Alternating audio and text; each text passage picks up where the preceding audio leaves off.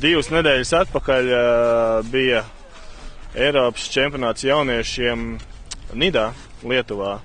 Un tur bija ļoti slikta kvalitāte leduma. Un igauņu dalībnieki brauca caur Liepāju un sazvanīja mani un gribēja apskatīties, kāda kvalitāte ezerā ir uz Liepājas ezera leduma. Un viņi teica, ka viņiem ir Eiropas čempionāts monotipā, kas šīs ledus jahtas lielās divvietīgās. Tā kā Sāremā, viņas bija paredzētas Sāremā, un Sāremā bija nelabvēlīgi laika apstākļi, jo ledus bija aizsnicis lielu sasūšu sniegu kārtu līdz 16 centimetriem, pa kuriem nevar izbraukt šīs ledus jahtas. Tad viņi sazvanījās vakar ar manīm un nolēma, ka visi šo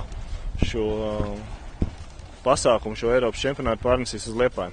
Šis sporta veids ir populārs tieši Skandināvijas valstīs, jo viņiem ir pieejams ļoti daudz tās ledus, un Somija, Zviedrija, Igaunija. Latvijā šis sporta veids ir mazāk populārs, jo tomēr mums tie ezeri, ja ir, kas ir, viņi diezgan maziņi, un ja viņi aizsals, tad arī, varbūt dziļāk Latgalē tie ezeri ir, bet šeit Kurzemes pusē viņi ir reti, kad aizsals tā, kā paveicās šogad mums. Šeit ir 25 laivas, pat dalību valsts ir Krievija, Zviedrija, Somija, Polija, Igaunija. Varbūt es kādu vēl nenosauc, bet tās ir lielākās dalību valsts, kas šeit ir. We need ice.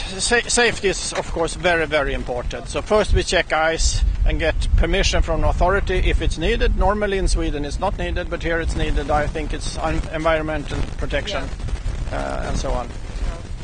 So we prefer sailing in the sun, like a day today. It's just very nice. But sometimes in January we have minus 10 or 12 degrees when we sail.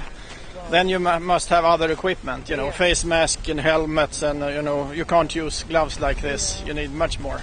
After this week, now Liepāja will be part of our map. So if you have good condition and we have somebody who knows the ice and condition day by day here, then we will come back.